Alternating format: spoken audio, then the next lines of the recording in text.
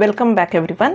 ಈ ವಿಡಿಯೋದಲ್ಲಿ ನಾನು all possible 2 marks problems from unit 3, unit 4 and unit 5 because unit 1ನಲ್ಲಿ ನಿಮಗೆ ಪ್ಯೂರ್ಲಿ ಬೇಸ್ಡ್ ಥಿಯರಿ ಕ್ವೆಶನ್ಸ್ ಕೇಳ್ತಾರೆ. ಲೈಕ್ ಡೆಫಿನೇಷನ್ ಆಫ್ ಸ್ಟ್ಯಾಟಿಸ್ಟಿಕ್ಸ್ ಕೇಳ್ಬೋದು, ಇಂಪಾರ್ಟೆನ್ಸ್ ಆಫ್ ಸ್ಟ್ಯಾಟಿಸ್ಟಿಕ್ಸ್ ಕೇಳ್ಬೋದು, ಲಿಮಿಟೇಷನ್ಸ್ ಆಫ್ ಸ್ಟ್ಯಾಟಿಸ್ಟಿಕ್ಸ್ ಕೇಳ್ಬೋದು. ಆ ರೀತಿ ನಿಮಗೆ 2 ಆರ್ 4 ಪಾಯಿಂಟ್ಸ್ ಕೇಳ್ತಾರೆ. ಜೊತೆಗೆ 5 ಮಾರ್ಕ್ಸಲ್ಲೂ ಕೂಡ ಯೂನಿಟ್ 1ಇಂದ ಕ್ವೆಶನ್ ಕೇಳ್ತಾರೆ. ಇಲ್ಲಿ ನನ್ನ ವಿಡಿಯೋ ಫೋಕಸ್ ಮಾಡ್ತಾ ಇದೆ, it is on the problems questions. Unit section A 2 ಮಾರ್ಕ್ಸಲ್ಲಿ ನಿಮಗೆ ಪ್ರಾಬ್ಲಮ್ಸನ್ನು ಕೇಳ್ತಾರೆ. Okay, simple problems, direct problems ಕೇಳ್ತಾರೆ. ಸೊ ಕೇಳುವಾಗ ನೀವು ಅಲ್ಲಿ 2 ಮಾರ್ಕ್ಸ್ದು 2 ಅಥವಾ 3 ಕ್ವೆಶನ್ಸ್ ಕೇಳೋದ್ರಿಂದ ನಿಮಗೆ 2 ಮಾರ್ಕ್ಸ್ದು 2 ಕ್ವೆಶನ್ಸ್ ಕೇಳಿದ್ರು 4 ಮಾರ್ಕ್ಸ್ ಬರುತ್ತೆ. ಇನ್ ಕೇಸ್ 2 ಮಾರ್ಕ್ಸ್ 3 ಕ್ವೆಶನ್ಸ್ ಕೇಳಿದ್ರೆ 6 ಮಾರ್ಕ್ಸ್ ಬರುತ್ತೆ. You should not lose this is important. 4 marks, 6 marks, everything is important for you. Along with learning theory, it's theory questions ಜೊತೆಗೆ ನೀವು ಪ್ರಾಕ್ಟಿಕಲ್ ಕ್ವೆಶನ್ಸಿಗೆ ಪರ್ಫೆಕ್ಟಾಗಿ ರೆಡಿ ಆಗಿದ್ದರೆ there are chances that you score 80 of 80 in examination based on your efforts. Right, ನೀವು ಎಷ್ಟು efforts ಹಾಕ್ತೀರಾ ಆ ರೀತಿ. ಇನ್ನೊಂದು ಮುಖ್ಯವಾಗಿ ಈ ವಿಡಿಯೋದಲ್ಲಿ ನಾನು ಏನು ಹೇಳೋಕ್ಕೆ ಪ್ರಯತ್ನ ಪಡ್ತೀನಿ ಅಂದರೆ, ನಿಮಗೆ ನೋಡಿ, ಆನ್ಸರ್ಸ್ ಮಾಡುವಾಗ ನೀವು ಎಕ್ಸಾಮಿನೇಷನಲ್ಲಿ ಫಸ್ಟ್ ಸೆಮ್ ಸ್ಟೂಡೆಂಟ್ಸ್ ಆಗಿರೋದ್ರಿಂದ statistics problem based question paper ಮಾಡ್ತಾ ಇರೋದ್ರಿಂದ ಸಮ್ಟೈಮ್ಸ್ ಏನಾಗುತ್ತೆ ಅಂದರೆ ಕನ್ಫ್ಯೂಷನ್ಸ್ ಆಗುತ್ತೆ. ಇದು ಹೀಗ ಅಥವಾ ಹಾಗ ಅಂತ. ನಿಮಗೆ ಕನ್ಫ್ಯೂಷನ್ಸ್ ಆದರೆ ಎರಡೂ ರೀತಿಯಲ್ಲೂ ನೀವು ಮಾಡ್ಬೋದು. ಮಾಡಿ ಬಿಡಿ, ನಿಮಗೆ ಯಾವುದಾದ್ರು ಸರಿ ಅನಿಸುತ್ತೋ ಅದನ್ನು ವ್ಯಾಲ್ಯೂರ್ ಕನ್ಸಿಡರ್ ಮಾಡಿಕೊಂಡು ಅದಕ್ಕೆ ಯಾವುದಕ್ಕೆ ಜಾಸ್ತಿ ಮಾರ್ಕ್ಸ್ ಬಂದಿರುತ್ತೋ ಅದಕ್ಕೆ ಅವರು ಮಾರ್ಕ್ಸ್ ಕೊಡ್ತಾರೆ. ಆಮೇಲೆ ಇನ್ನೊಂದು ಸಜೆಷನ್ ಏನು ಅಂದರೆ, ನೀವು 80 out of 80 ಸ್ಕೋರ್ ಮಾಡಬೇಕು ಅಂದರೆ ನೀವು ಫುಲ್ ಎಲ್ಲ ಕ್ವೆಶನ್ಸನ್ನು ಅಟೆಂಡ್ ಮಾಡಿ ಬರಬೇಕಾಗುತ್ತೆ. 3 hours ಟೈಮಲ್ಲಿ ನೀವು ಎಲ್ಲ ಕ್ವೆಶನ್ಸನ್ನು ಪ್ಲ್ಯಾನ್ ಮಾಡಿಕೊಂಡು ಅಟೆಂಡ್ ಮಾಡಬೇಕು. ಯಾವುದೋ ಕ್ವೆಶನ್ಸ್ ನಿಮಗೆ ಕನ್ಫ್ಯೂಷನ್ ಆಗ್ತಾ ಇದೆ ಅಂದರೆ, without wasting your time on that particular question, you will have to move to another question. So that is how you should plan. Okay, let's start with section A 2 marks questions, beginning with unit 3. Unit 3 ನಿಮಗೆ ಗೊತ್ತಿದೆ, measures of central tendency. Correct. ಇದರಲ್ಲಿ ನಾವು ಏನು ಓದ್ತೀವಿ? Mean, median, mode. Correct, mean, median, mode questions ಓದ್ತೀವಿ. ಅದರಲ್ಲಿ ನಾವು individual series ಮತ್ತು ಡಿಸ್ಕ್ರೀಟ್ ಸೀರೀಸ್ ಆ ರೀತಿ ಇರುತ್ತೆ. Individual, discrete, continuous series. ಈಗ for example first question number 1 ತಗೊಳ್ಳೋಣ. ಕ್ವೆಶನ್ ನಂಬರ್ 1, ಅವರು find arithmetic mean. Arithmetic mean is nothing but the same mean. ಇದು ಎಕ್ಸ್ ಬಾರ್ ಅಂತ ಏನು ಕರಿತೀವಿ ಅದು. ಅರಿಥ್ಮೆಟಿಕ್ ಮೀನ್ ಆಫ್ ಅಂತ ಕೊಟ್ಟು 2, 4, 6 ಅಂತ ಕೊಟ್ಟಿದ್ದಾರೆ ಅಂದ್ಕೊಳ್ಳಿ, 3 ನಂಬರ್. ಈಗ ನಾವೇನು ಮಾಡಬೇಕು? ಇದನ್ನು ಸೊಲ್ಯೂಷನ್ 2 + 4 + 6 ಡಿವೈಡೆಡ್ ಬೈ ಎಷ್ಟು ನಂಬರ್ ಇದೆ? 3 number. 2 + 4 + 6 is equal to 12 divided by 3 is 4 is the answer. Formula ಏನು? mean is equal to summation of x divided by n. Formula is summation of x divided by n. ಇಷ್ಟೇ. So answer is arithmetic mean is 4 ಅನ್ನುವಂಥದ್ದನ್ನು ಕಂಡುಹಿಡಿದ್ರೆ. ಈಗ in case ಅವ್ರ question number 2 ಅವ್ರು ಕೊಡ್ತಾರೆ, find mean ಅಂದರೆ x bar if summation of x is equal to 90 and n is equal to 9 ಅಂತ. Solution ಏನು? Solution is x bar is equal to summation of x divided by n. X bar ಎಷ್ಟು? Summation of x ಎಷ್ಟು? 90 divided by 9 is answer is 10. So this is the formula. This is how you have to calculate. Okay, this is arithmetic mean. ಇದು individual ಸೀರೀಸಲ್ಲಿ ಕೊಟ್ಟಾಗ. ಇದೇನಿದು? Individual series. ಈಗ in case ಅವ್ರು ನಿಮಗೆ discrete ಸೀರೀಸಲ್ಲಿ ಕೊಡ್ತಾರೆ ಅಂತ ಅಂದ್ಕೊಳ್ಳೋಣ. Discrete ಸೀರೀಸಲ್ಲಿ ಈಗ ಕೊಟ್ಟಿದ್ದೇನೋ ಇಂಡಿವಿಜುವಲ್ ಸೀರೀಸಲ್ಲಿ. ಕರೆಕ್ಟ್. ಸೊ ಇಂಡಿವಿಜುವಲ್ ಸೀರೀಸಲ್ಲಿ ಕೊಟ್ಟಾಗ, ಈಗ ಡಿಸ್ಕ್ರೀಟ್ ಸೀರೀಸಲ್ಲಿ ಕೊಟ್ಟಿರ್ತಾರೆ. ಡಿಸ್ಕ್ರೀಟ್ ಸೀರೀಸಲ್ಲಿ ಕೊಟ್ಟಾಗ ಏನು ಕೊಡ್ತಾರೆ ಅವರು? ಎಕ್ಸ್ ಕೊಡ್ತಾರೆ ಮತ್ತು ಫ್ರೀಕ್ವೆನ್ಸಿ ಕೊಡ್ತಾರೆ. ಎಕ್ಸ್ 2, 4 ಅಂತ ಕೊಟ್ಟಿದ್ದಾರೆ. Frequency they have given 3 and 2 ಅಂತ ಈ ರೀತಿ ಕೊಟ್ಟಿದ್ದಾರೆ ಅಂತ ಅಂದ್ಕೊಳ್ಳೋಣ. ಓಕೆ, ಸೊ ಈಗ ಇದನ್ನು ಕ್ಯಾಲ್ಕುಲೇಟ್ ಮಾಡಬೇಕಂದ್ರೆ ಸೊಲ್ಯೂಷನ್ ಏನು? Solution formula mean is equal to summation of f x divided by summation of F.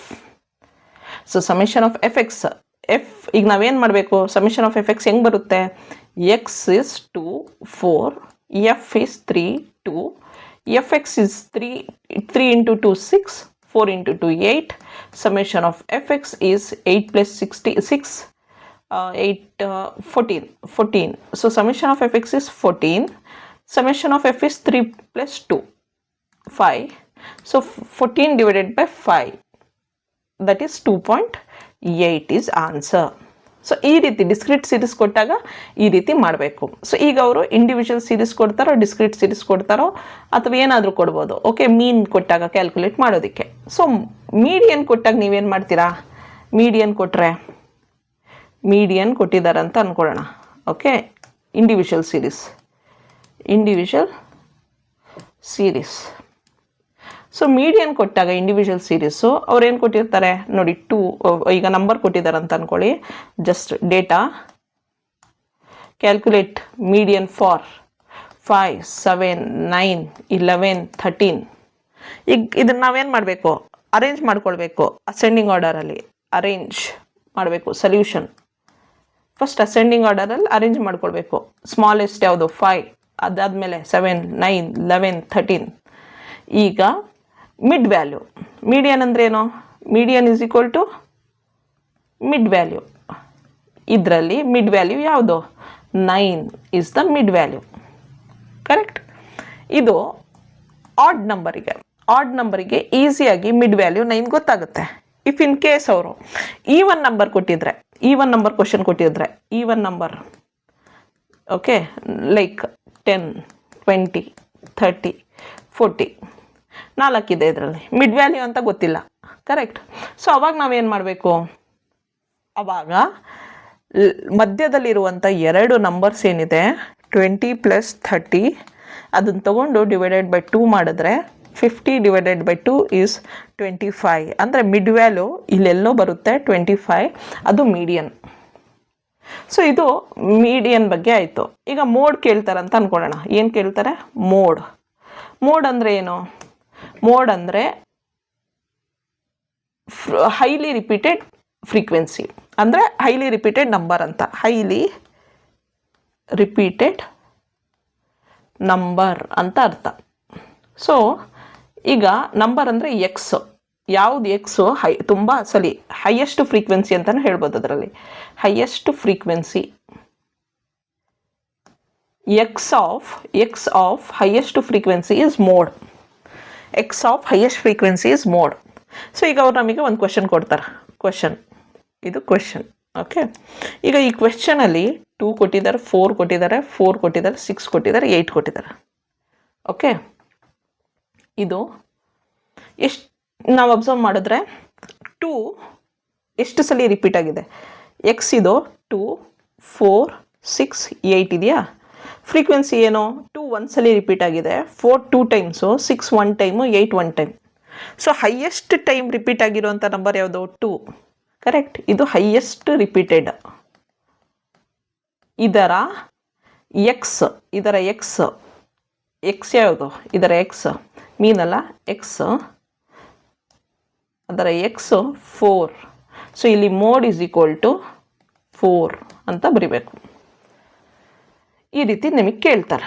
Okay, in case ಇದನ್ನು ಡಿಸ್ಕ್ರೀಟ್ ಸೀರೀಸಲ್ಲಿ ಕೊಟ್ಟಿದ್ರೆ ಮೋಡ್ ಕ್ಯಾಲ್ಕುಲೇಟ್ ಮಾಡೋಕ್ಕೆ, ಡಿಸ್ಕ್ರೀಟ್ ಸೀರೀಸಲ್ಲಿ ಓಕೆ ಅವ್ರು ಕೊಟ್ಟು find mode if X is 1 3 5 ಅಂತ ಕೊಟ್ಟಿದ್ದಾರೆ. ಫ್ರೀಕ್ವೆನ್ಸಿ ಅವ್ರು ಕೊಟ್ಟಿದ್ದಾರೆ 2 5 1. This is so simple. No, ಇದ್ರಲ್ಲಿ ಕ್ಯಾಲ್ಕುಲೇಷನೇ ಇಲ್ಲ.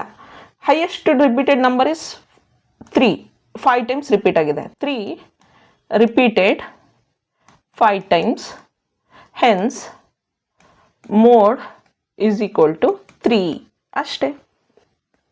ಸೊ ಇದು ಮೀನ್ ಮೀಡಿಯನ್ ಮೋಡು ಯಾವುದು ಯೂನಿಟ್ 3ನಲ್ಲಿ. ಇದು ಬಿಟ್ಟು ನಮಗೆ ಯಾವ ಕ್ವೆಶನ್ ಕೇಳ್ಬೋದು ನೋಡಿ, ಮೋಸ್ಟ್ ಇಂಪಾರ್ಟೆಂಟ್ಲಿ ಜಿಯೋಮೆಟ್ರಿಕ್ ಮೀನ್ ಕೇಳ್ಬೋದು. ಯಾಕಂದರೆ ಜಿಯೋಮೆಟ್ರಿಕ್ ಮೀನ್ ಯಾಕೆ ಕೇಳ್ಬೋದು, ಮೀನ್ ಮೀಡಿಯನ್ ಮೋಡ್ ಹೆಂಗಿದ್ರು ನಿಮಗೆ 5 ಮಾರ್ಕ್ಸಿಗೆ 15 ಮಾರ್ಕ್ಸಿಗೆ ಕ್ವೆಶನ್ಸ್ ಕೇಳ್ತಾರೆ.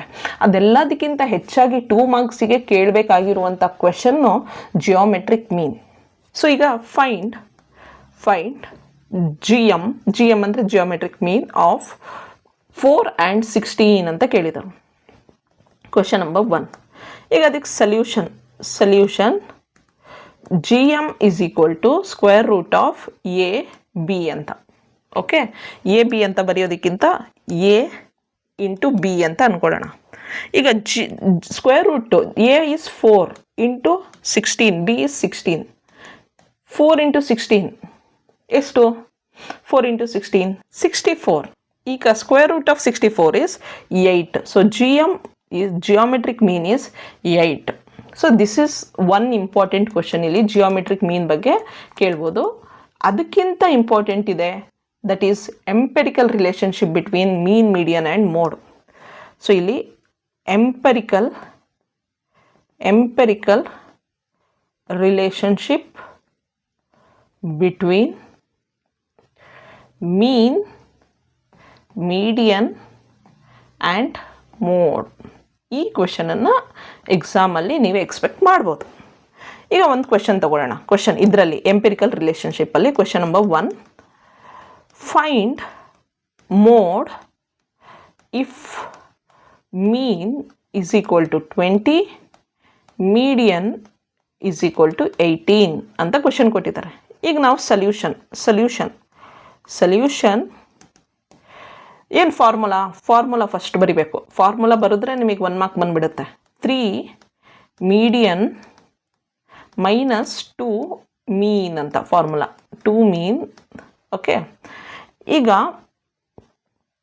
ಏನು ಮೋಡ್ ಇಸ್ ಈಕ್ವಲ್ ಟು, ಇಲ್ಲಿ mode is equal to formula ಪ್ರಕಾರ mode is equal to 3 median minus 2 mean. ಈಗ ಮೋಡ್ ಕಂಡುಹಿಡಿಬೇಕು ತಾನೆ. ಓಕೆ, ಮೋಡ್ ನಮಗೆ ಗೊತ್ತಿಲ್ಲ, ಮೋಡ್ ಹಂಗೆ ಇರಲಿ. Mode is equal to 3 median ಕೊಟ್ಟಿದ್ದಾರೆ ಅವರು 18 ಅಂತ, ಮೈನಸ್ 2 ಮೀನ್ ಕೊಟ್ಟಿದ್ದಾರೆ 20 ಅಂತ.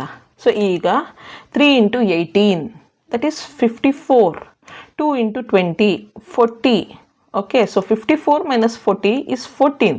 So mode is equal to 14. So ಇದು ಫೈಂಡ್ ಮೋಡ್ ಅಂತ ಹೇಳಿದಾಗ ಡೈರೆಕ್ಟಾಗಿ ಮೋಡನ್ನು ಕಂಡು ಹಿಡಿತೀವಿ. ಹಿಂಗೆ ಕೇಳ್ತಾರಾ? ಇಲ್ಲ, ಕ್ವೆಶನನ್ನು ಟ್ವಿಸ್ಟ್ ಮಾಡಿ ಕೂಡ ಕೇಳ್ಬೋದು. ಕ್ವೆಶನ್ ನಂಬರ್ 2, ಫೈಂಡ್ ಮೀಡಿಯನ್ ಅಂತ ಕೇಳ್ಬೋದು. ನೋಡಿ, ಈಗ median if mean is equal to 25, mode is equal to 19 ಅಂತ. ಈಗ ಮೋಡ್ ಕೊಟ್ಟಿದ್ದಾರೆ, ಮೀನ್ ಕೊಟ್ಟಿದ್ದಾರೆ, ನಾವು ಸಲ್ಯೂಷನ್ ಮೀಡಿಯನ್ ಹುಡುಕ್ಬೇಕಂತೆ. ಸೊ ಮೀಡಿಯನ್ ಸಲ್ಯೂಷನ್ ಫಾರ್ಮುಲಾ ಅದೇ ಇರುತ್ತೆ. ಫಾರ್ಮುಲಾ ತುಂಬ ಇಂಪಾರ್ಟೆಂಟ್. ಇದು ಬರ್ಕೊಂಡು ಬಹೈಟ್ ಮಾಡ್ಕೊಂಡು ಕಲ್ತ್ಕೊಂಡು ಹೋಗಬೇಕು. ಗೊತ್ತಿಲ್ಲ ಅಂದರೆ ಅಟ್ಲೀಸ್ಟ್ ಫಾರ್ಮುಲಾನಾದರೂ ಬರ್ತು ಬರಬೇಕು. Okay, mode is equal to 3 median minus 2 mean. So 3 median. Mode ನಮಗೆ ಅವರೇ ಕೊಟ್ಟಿದ್ದಾರೆ 19, ಮೀಡಿಯನ್ ಕೊಟ್ಟಿಲ್ಲ. ಮೀಡಿಯನ್ ಹಂಗೆ ಬರ್ಕೊಳ್ಳೋಣ, 3 ಮೀಡಿಯನ್. ಓಕೆ, ಮೈನಸ್ 2 ಮೀನ್ ಕೊಟ್ಟಿದ್ದಾರೆ ಎಷ್ಟು? 25. ಸೊ 19 ಹಂಗೆ ಇರಲಿ. ಓಕೆ, 19 ಹಂಗೆ ಇರಲಿ.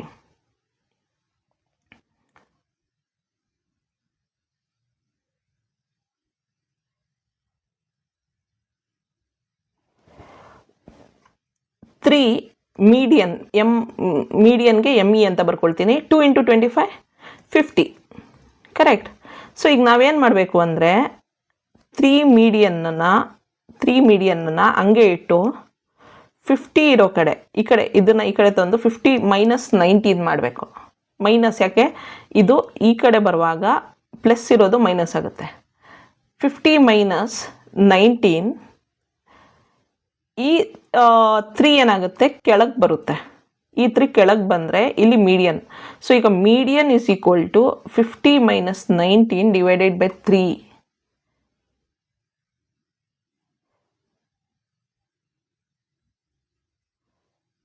ಓಕೆ, ಇಲ್ಲ ಒಂದು ನಿಮಿಷ ಇರಿ. 19 is equal to 3 median minus 50. Correct. So ಈಗ ಒಂದು ಕೆಲಸ ಮಾಡೋಣ, ಸಿಂಪಲ್ಲಾಗಿ 19 ಇದು ಲೆಫ್ಟಲ್ಲಿರೋ ಇದನ್ನು ಇಲ್ಲಿಗೆ ತಂದುಬಿಡೋಣ. 50 19 + 50 = 3 ಮೀಡಿಯನ್ ಆಗುತ್ತೆ. ಕರೆಕ್ಟ್. ಸೊ ಈಗ 19 + 50 ಎಷ್ಟು? 69. ಕರೆಕ್ಟ್. ಮೀಡಿಯನ್ ಅಂತ ಮಾಡಿ ಈ 3ನ ಡೌನ್ ತೊಗೊಂಡು ಬರಬೇಕು. ಸೊ ಈಗ 69 / 3 ಅಂದರೆ 23 ಬರುತ್ತೆ. So this is how we calculate. ಸ್ವಲ್ಪ ಟ್ವಿಸ್ಟಿ ಅನಿಸುತ್ತೆ, but my suggestion is that, ಇಲ್ಲ ಅಂದರೆ ನೀವೇನು ಮಾಡ್ಬೋದು, ಮೀಡಿಯನ್ = ಫಾರ್ಮುಲಾ ಇನ್ನೊಂದಿದೆ.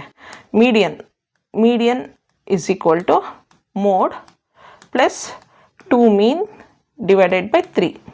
ಈ ಫಾರ್ಮುಲಾ ಬಾಯ್ಟ್ ಮಾಡ್ಕೊಂಡು ಹೋದರೆ ಇದೆಲ್ಲ ಟ್ವಿಸ್ಟು ಅದು ಇದು ಇರಲ್ಲ. ಇಲ್ಲ ನಾನು ಒಂದೇ ಫಾರ್ಮುಲಾ ಬಾಯ್ಟ್ ಮಾಡ್ಕೊಂಡು ಹೋಗ್ತೀನಿ, I am good in mathematics ಅಂದರೆ you can do like that. So you should be knowing, they will ask you to calculate mode, or they will ask you to calculate median, or they will ask you to calculate mean also. So you have to learn. ಈಗ ಇನ್ನೊಂದು ಪ್ರಶ್ನೆ ಮಾಡೋಣ. 3 find mean if mode is 16, median is 15 ಅಂತ. ಈಗ ನಾವೇನು ಮಾಡ್ಬೋದು? Solution same formula ಹಾಕ್ಕೊಳ್ಳೋಣ. ಏನು formula? Mode = 3 median - 2 mean. So ಅವರು ಮೋಡ್ ಕೊಟ್ಟಿದ್ದಾರೆ 15, ಮೋಡ್ ಕೊಟ್ಟಿದ್ದಾರೆ 16, ಮೀಡಿಯನ್ ಕೊಟ್ಟಿದ್ದಾರೆ 15, ಮೀನ್ ಕೊಟ್ಟಿಲ್ಲ ಅವರು, ಓಕೆ. ಸೊ 16 3 × 15 45 - 2 ಮೀನ್ ತಾನೆ. ಸೊ ಒಂದು ಕೆಲಸ ಮಾಡೋಣ ನಾವು,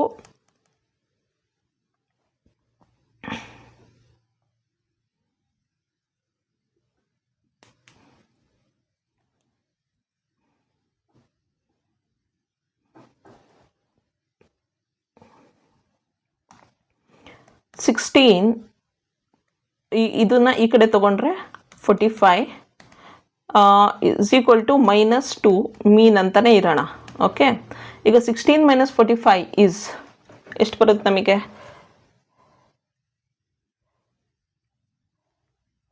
29 ಡಿವೈಡೆಡ್ ಬೈ -2 = ಮೀನ್. ಸೊ ಇಲ್ಲಿ 29 / 2 ಅಂದರೆ 14.5 ಬರುತ್ತೆ. That is mean. 14.5 is mean. So ಈ ರೀತಿ ಫೈಂಡ್, ಇಲ್ಲಿಂದ ಇಂಪಾರ್ಟೆಂಟ್ ಇದು. ಯಾವ್ದ್ಯಾವುದು ಇಂಪಾರ್ಟೆಂಟು? ಜಿಯೋಮೆಟ್ರಿಕ್ ಮೀನ್ ಮತ್ತು empirical relationship between mean, median and mode questions ತುಂಬ ಇಂಪಾರ್ಟೆಂಟು ಯೂನಿಟ್ 3ನಲ್ಲಿ. ಓಕೆ. ಸೊ ಈಗ ಯೂನಿಟ್ 4ಅಲ್ಲಿ ಹೋಗೋಣ. Unit 4 measures of dispersion. ನೀವು ಕಾನ್ಸಂಟ್ರೇಟ್ ಮಾಡಿ ಕಲೀಲಿಲ್ಲ ಅಂದರೆ, ಫೋನ್ ನೋಡ್ಕೊಂಡು ಕೂತ್ಕೊಂಡಿದ್ರೆ you will not learn it. Okay. You have to pay your attention, full attention, so that you can get good marks in examination. Okay. So ಎಕ್ಸಾಮಿನೇಷನಲ್ಲಿ measures of ಡಿಸ್ಪರ್ಷನಿಂದ ನಿಮಗೇನು questions ಕೇಳ್ಬೋದು? ಅವ್ರು ನಿಮಗೆ ಕ್ವೆಶನ್ ಕೇಳ್ಬೋದು, calculate mean deviation, variance, standard deviation, coefficient of variation, quartile deviation, coefficient of quartile deviation, covariance, Capel-Pearson coefficient of skewness, ಅದೆಲ್ಲ ಕೇಳ್ಬೋದು. ಕರೆಕ್ಟಾ? ಸೊ ಈಗ ಮೋಸ್ಟ್ ಇಂಪಾರ್ಟೆಂಟ್ ಆಗಿ ಫಸ್ಟು ಮೀನ್ ಡಿವಿಯೇಷನ್ ಬಗ್ಗೆ ಕಲಿಯೋಣ. ಮೀನ್ ಡಿವಿಯೇಷನ್ ಕ್ಯಾಲ್ಕುಲೇಟ್ ಮಾಡಿ ಅಂತ ಇಂಡಿವಿಜುವಲ್ ಸೀರೀಸಿಗೆ ಕೇಳಿದ್ದಾರೆ ಅಂದ್ಕೊಳ್ಳಿ. 2, 4, 6 ಕೊಟ್ಟಿದ್ದಾರೆ. ಸೊ ಈಗ ಮೀನ್ deviation formula MD = summation of x minus x bar divided by n. So ಇಲ್ಲಿ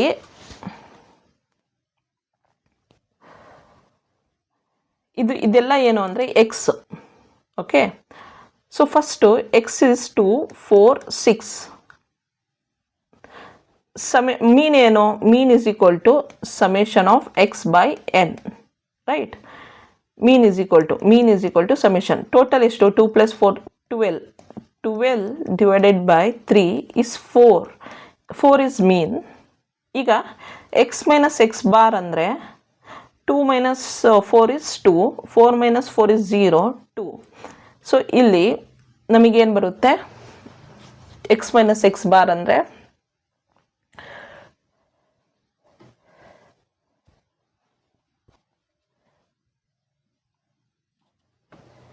2 + 0 + 2.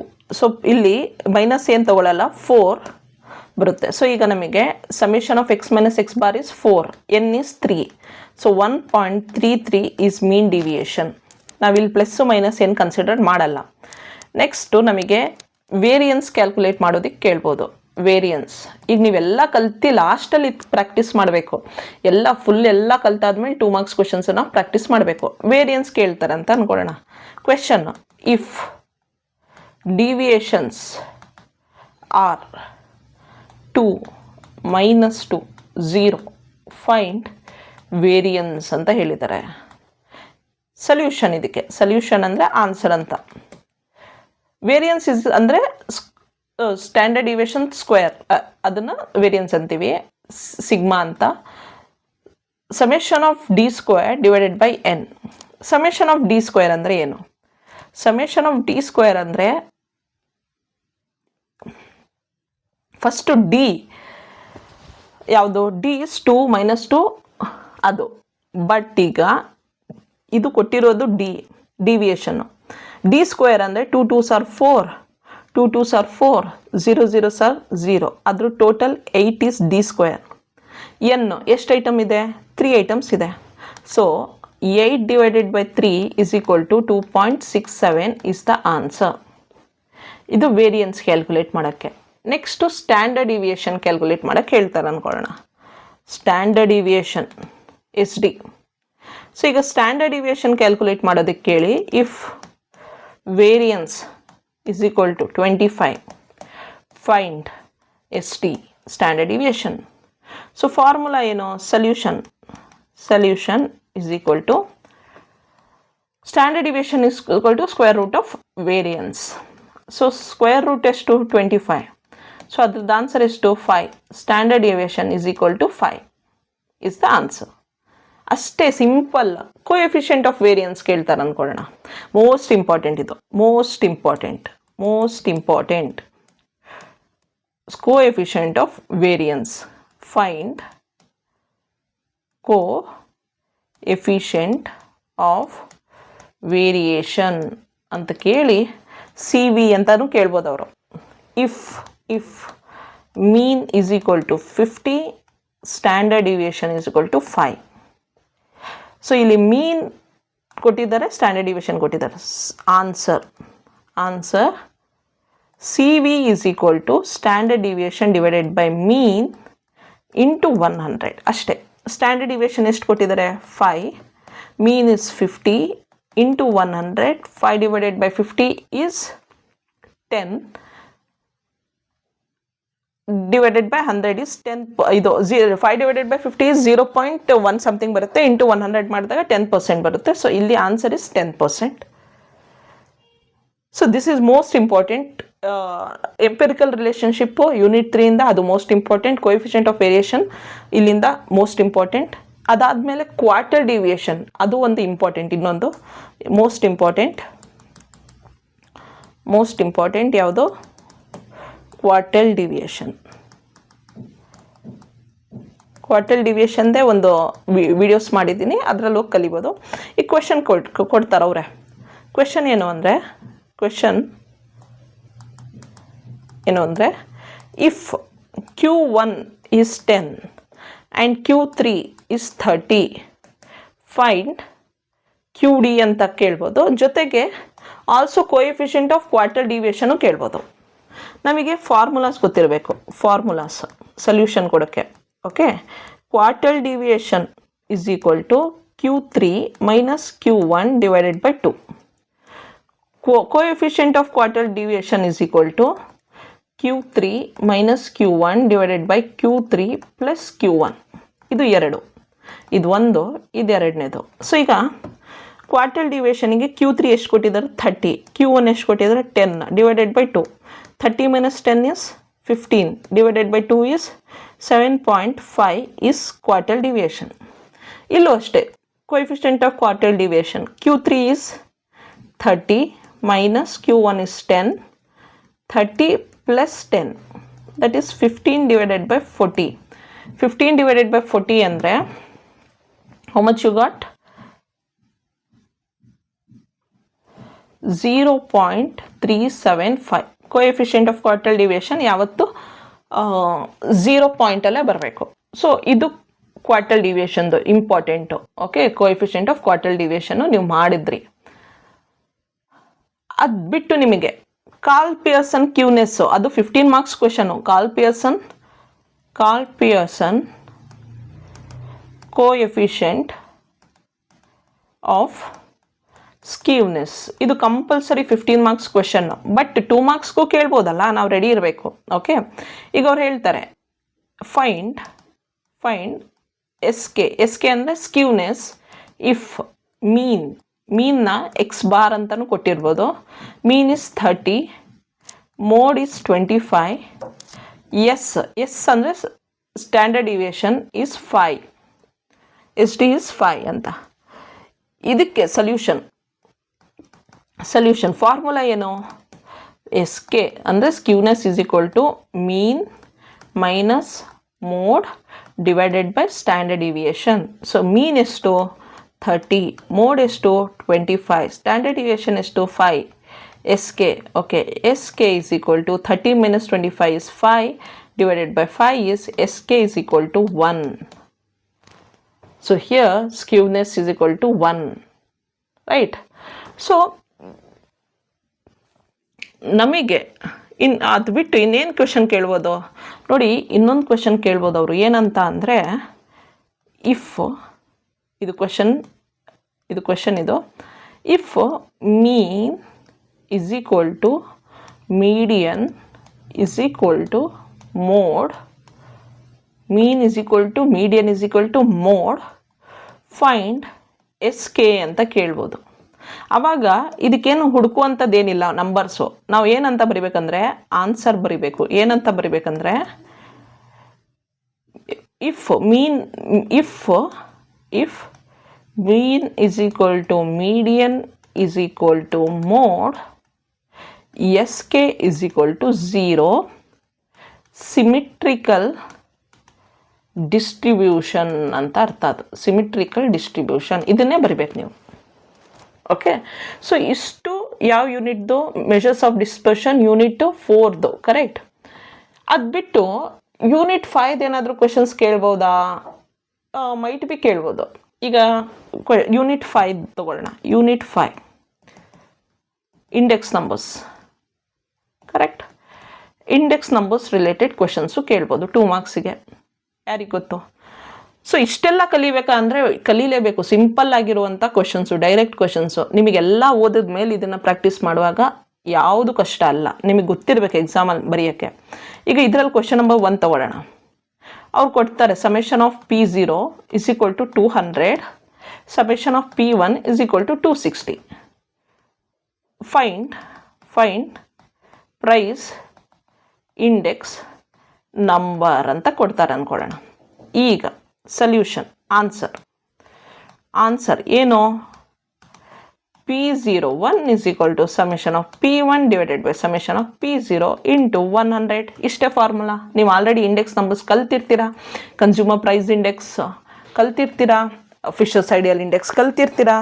ಮೇಲಿರೋದು P1 present year, P0 past year, previous year, correct. Price of P1 ಅಂದರೆ ಏನು? P1 ಅಂದರೆ price of current year, current ಅಂದರೆ present year ಅಂತ.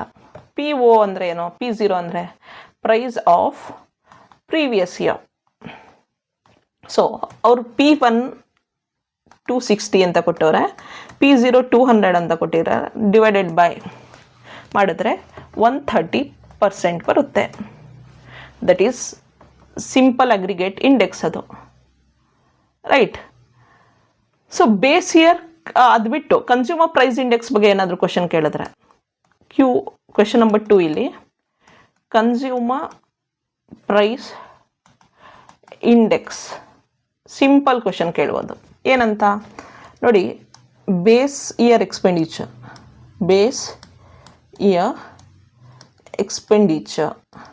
Is ₹400 ಅಂತೆ, ₹400. Current year expenditure ₹500. Find CPI consumer price index ಅಂತ. So solution answer ಏನು? Consumer price index formula ನಿಮಗೆ ಗೊತ್ತಲ್ಲ, ನೀವು ಇದನ್ನು ಕಲಿತೇ ಇರ್ತೀರಾ. CPI is equal to current year divided by base year into 100. So current year ಎಷ್ಟು? 500, ಬೇಸ್ ಇಯರ್ 400 ಇಂಟು 100 ಈಸ್ 125%. ಸೊ ಈ ರೀತಿ ನಿಮಗೆ ಕ್ವೆಶನ್ಸನ್ನು ಕೇಳ್ಬೋದು. I hope that you have learned it, all the 2 marks questions which are important. ಮತ್ತೆ ನಾನು repeat ಮಾಡ್ತೀನಿ, ಯಾವುದು ತುಂಬ ಇಂಪಾರ್ಟೆಂಟು 2 marks ಇಲ್ಲಿ ಎಕ್ಸಾಮಿನೇಷನ್ ಪರ್ಸ್ಪೆಕ್ಟಿವ್ನಲ್ಲಿ. ಒಂದು ಜಿಯೋಮೆಟ್ರಿಕ್ ಮೀನು, ಓಕೆ, ಇದು ತುಂಬ ಇಂಪಾರ್ಟೆಂಟು. ಮತ್ತೆ ಹೇಳ್ತಾ ಇದ್ದೀನಿ, ಇದು geometric mean important. Next empirical relationship, very very important. Find mode, find median, ಅದು ಕೇಳ್ತಾರೆ. ಆಮೇಲೆ ಇಲ್ಲಿ ಮೆಷರ್ಸ್, ಇಲ್ಲಿ ನಿಮಗೆ ಸ್ಟ್ಯಾಂಡರ್ಡ್ ಡಿವಿಯೇಷನ್ ಕ್ಯಾಲ್ಕುಲೇಟ್ ಮಾಡೋದು ಕೇಳ್ಬೋದು. ಆಮೇಲೆ ಮೋಸ್ಟ್ ಇಂಪಾರ್ಟೆಂಟಾಗಿ ಕೋಎಫಿಷಿಯಂಟ್ ಆಫ್ ವೇರಿಯೇಷನ್ CV ಕೇಳುವಂಥದ್ದು, ಕ್ವಾರ್ಟೈಲ್ ಡಿವಿಯೇಷನ್ ಕೇಳುವಂಥದ್ದು, ಮತ್ತು ಸ್ಕ್ಯೂನೆಸ್ ಕೇಳುವಂಥದ್ದು. ಸೊ ಇಷ್ಟು. ಅದಾದ ನಂತರ ಇಂಡೆಕ್ಸ್ ನಂಬರ್ಸಲ್ಲಿ ನಿಮಗೆ ಇದು CPI ಕೇಳ್ಬೋದು, ಇದು ಕೇಳ್ಬೋದು, ಯಾವುದಾದ್ರೂ ಒಂದೊಂದು ಯೂನಿಟಿಂದ ಒಂದೊಂದು ಕ್ವೆಶನನ್ನು ಕೇಳ್ಬೋದು. ಸೊ ಇಷ್ಟು ನಿಮಗೆ 2 marksಲ್ಲಿ ಅರೈಸ್ ಆಗಬಹುದಾದಂತಹ ಎಕ್ಸಾಮ್ ನಲ್ಲಿ ಬರುವಂತಹ ಕ್ವೆಶನ್ಸ್ ಇದು. Okay, as per the prescribed syllabus by the Bengaluru city university. ಇದ್ರ ಪ್ರಕಾರ ನೀವು ಅರ್ಧ ಗಂಟೆ ಕೂತ್ಕೊಂಡು 2 marks ಕ್ವೆಶನ್ಸನ್ನು ಪ್ರಾಕ್ಟೀಸ್ ಮಾಡಿಕೊಂಡ್ರೆ ನಿಮಗೆ 4 to 6 marks ಗ್ಯಾರಂಟಿ ಆಗುತ್ತೆ. Thank you.